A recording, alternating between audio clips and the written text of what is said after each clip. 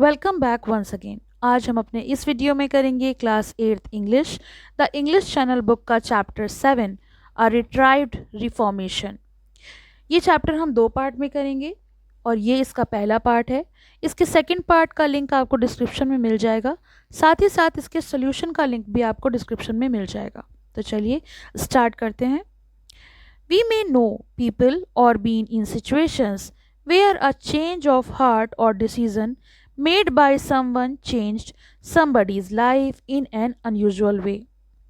हम ऐसे लोगों को जानते होंगे या फिर ऐसी स्थितियों में रहे होंगे जहां किसी का हृदय परिवर्तन या फिर निर्णय ने किसी के जीवन को असामान्य तरीके से बदल दिया हो। तो ये कहानी है एक चोर की, जो पहले चोर था और फिर वो सुधर जाता है, एक अच्छा इंसान बन जाता है। इसीलिए इस चैप्टर का नाम है अ रिट्राइव्ड रिफॉर्मेशन, जिसका अर्थ होता है सुधार की पुनः प्राप्ति। यानी जो इंसान गलत रास्ते पे निकल गया हो लेकिन अपने जीवन में सुधरने की कोशिश करे तो उसने सुधार की पुनः प्राप्ति की। So this is a story of a man called Jimmy Valentine. तो इस चैप्टर में मेन कैरेक्टर है जिमी वैलेंटाइन और ये उसी की कहानी है। who used an undesirable skill for a good cause। तो वो एक ऐसी स्किल जो कि ठीक नहीं है, फिर भी वो एक अच्छे कारण के लिए उस स्किल का इस्तेमाल करता है। Let us read on to know what happened to him. तो चलिए पढ़ते हैं कि उसके साथ क्या होता है, क्योंकि कभी कभी हम अच्छे कारणों के लिए कुछ ऐसा काम कर तो जाते हैं लेकिन वो काम जो हम करते हैं वो शायद समाज की नज़रों में सही नहीं होता।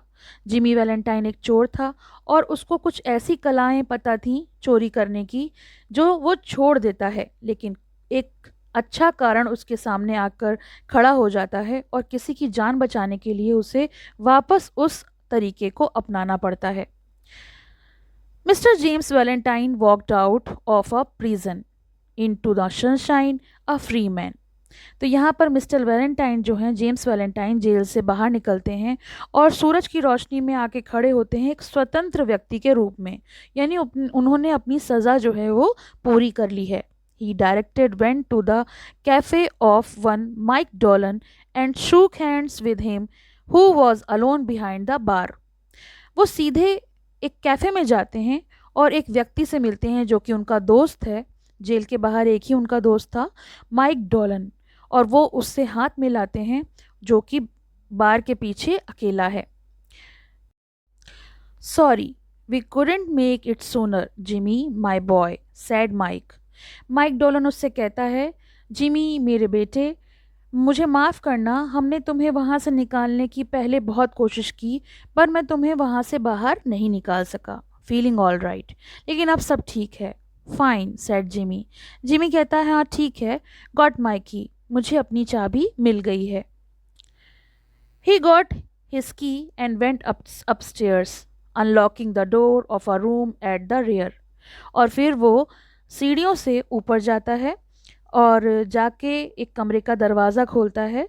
ऊपर जाके सब कुछ वैसे का वैसा ही है जैसे उसने छोड़ा था। Everything was just as he had left it. Even Ben Price collar button that had been torn from that eminent detective shirt when they had overpowered Jimmy to arrest him. तो वहाँ जहाँ पे वो कमरा होता है, जब उसे वो खोलता है तो जैसे वो सामान छोड़ कर गया था सब कुछ उसको वैसे का वैसा ही मिलता है, यहाँ तक कि बेन प्राइस का कॉलर बटन। बेन प्राइस जो डिटेक्टिव था जो उस चोर को पकड़ने आया था, यानी जिमी वैलेंटाइन को पकड़ने आया था, उसका कॉलर बटन गिरफ्तारी के समय टूट जाता है और वो बटन भी वैसे का वैसा ही वहाँ पर पड़ा हुआ है। जिमी को गिरफ्तार करने पर जब वो दबाव डाल रहा होता है तब वो उसकी शर्ट से बटन टूटकर गिरता है। Pulling out from the wall a folding bed. और फिर वो दीवार में से एक फोल्डिंग बेड को खींचता है। Jimmy slide back a panel in the wall and dragged out a dust covered suitcase. तो वो बेड को हटाता है और उसके अंदर जो दीवार में एक पैनल है, यानी खुफिया अलमारी बनी हुई है, उसमें से एक डस्ट कवर्ड यानी धूल से भरा हुआ सूटकेस को खींचकर बाहर निकालता है। ही ओपनड इट, फिर उसे खोलता है। gazed fondly at the finest set of burglar's tool in the country। और उस सूटकेस में क्या है? दुनिया भर के बेहतरीन ऐसे चोरी के औजार जो कि उसके पास हैं और वो उनको बहुत पसंद करता है, इसलिए उन्हें एक टक देखता है। गेज करना यानी घूर के देखना या निहारना। In the weeks that followed the release of Valentine, James Valentine के रिहा होने के कुछ हफ्तों तक यानी कुछ हफ्तों बाद का समय है, there were need jobs of safe burglary with no clue to the author. तो यहाँ पर अभी भी इलाके में बहुत सफाई से चोरियाँ हो रही हैं जिसमें चोर के कोई भी अता पता नहीं है कि चोरी कौन कर रहा है। The losses mounted and were now high enough to bring the matter up to Ben Price class of work.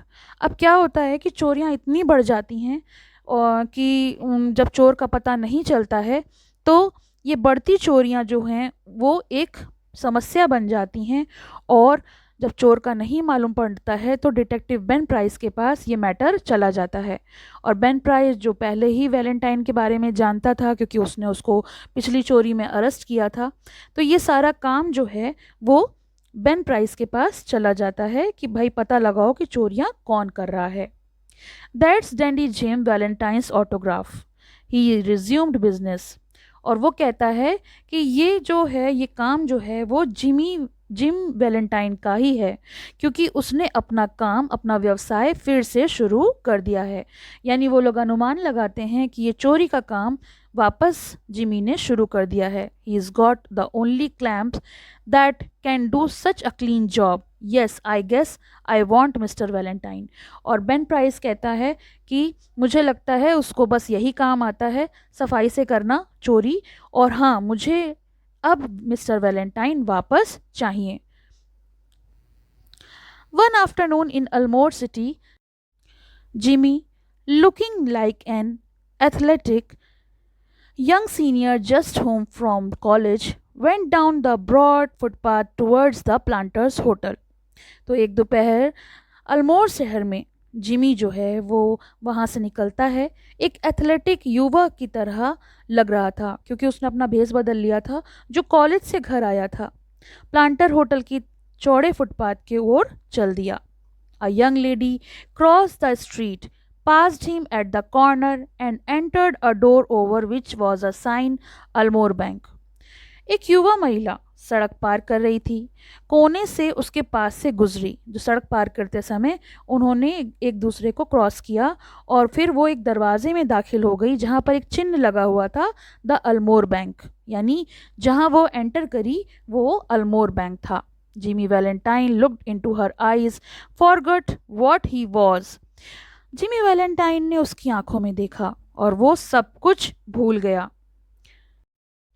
And became another man, उसकी आंखों में देखते ही वो ये भूल गया कि वो कौन है और कुछ दूसरा ही आदमी बन गया।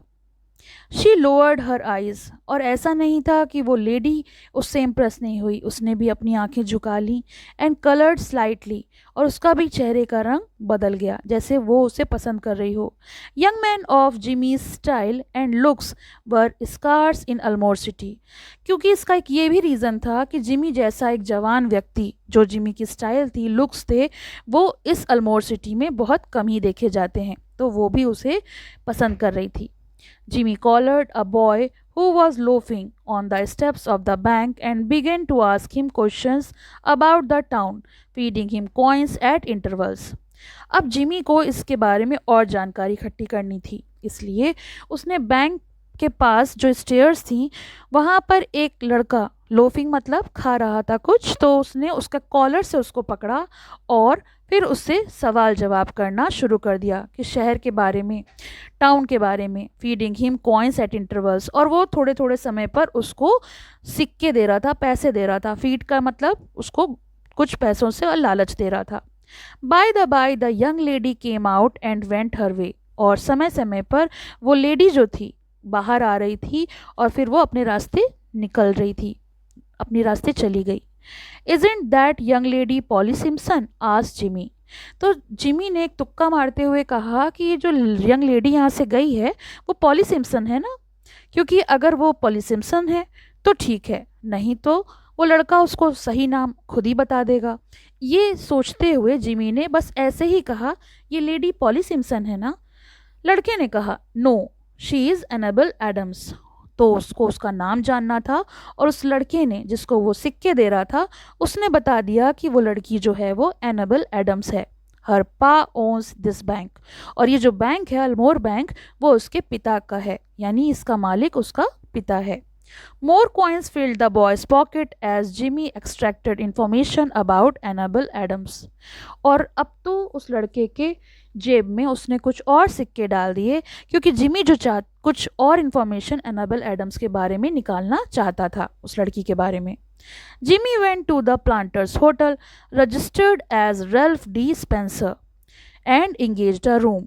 अब जिमी जो है वो प्लांटर्स होटल गया और उसने अपना नाम बदल कर रेल्फ डी स्पेंसर के नाम से एक कमरा बुक किया, रजिस्टर्ड किया, और फिर वहाँ पर एक कमरा लेकर रहने लगा। He leaned on the desk and declared he had come to Almore to look for a location to go into the business. और फिर वो डेस्क की तरफ झुका और उसने ये घोषणा की, डिक्लेयर किया कि वो अल्मोर इसलिए आया है कि वो एक जगह की तलाश में है जहाँ से वो अपना नया व्यवसाय शुरू करे। How was the shoe business now in the town? और फिर उसने उससे पूछा कि यहाँ पर जूते का व्यापार कैसा रहेगा। वॉज देयर एज ओपनिंग, क्या यहाँ पर जूते का व्यापार चलेगा? The clerk was impressed by Jimmy's clothes and manners. जो क्लर्क था होटल में, वो उसके कपड़ों से, उसके तरीक़ों से, उसके व्यवहार से, जिमी के व्यवहार से काफ़ी ज़्यादा प्रभावित हो गया। Yes, there ought to be a good opening in the shoe line. तो उसने कहा, हाँ, जूते के व्यापार में एक अच्छी शुरुआत की जा सकती है। Hoped mister Spencer would decided to locate in Almore. और उसने कहा कि उम्मीद है कि आप यानी श्री स्पेंसर अल्मोर में पता लगाने का निर्णय लेंगे। और फिर he would find a pleasant town to live in and the people very social. और फिर उसने वहाँ पर एक अच्छी जगह रहने के लिए ढूंढ ली, और वो लोगों से भी काफ़ी ज़्यादा सोशल हो गया और उसका कारोबार भी चल निकला। मिस्टर रेल्फ डी स्पेंसर यानी जिमी वैलेंटाइन जो था, उसने अपना नाम बदल लिया एंड रिमेन्ड इन अल्मोर, और फिर वो अल्मोर में ही रह गया। एंड प्रॉस्पर्ड, और खूब धन संपत्ति, धनवान हो गया। ही ओपनड अ शू स्टोर, उसने एक शू स्टोर यानी जूते का स्टोर खोला। And secured a good run of trade, और फिर उसने वहाँ पर अपना कारोबार अच्छा जमा लिया। वो एक चोर था, लेकिन उसने अपने आप को बदलने के लिए अल्मोर में ही जूते का व्यापार खोल लिया था, यानी चोरी छोड़ दी थी।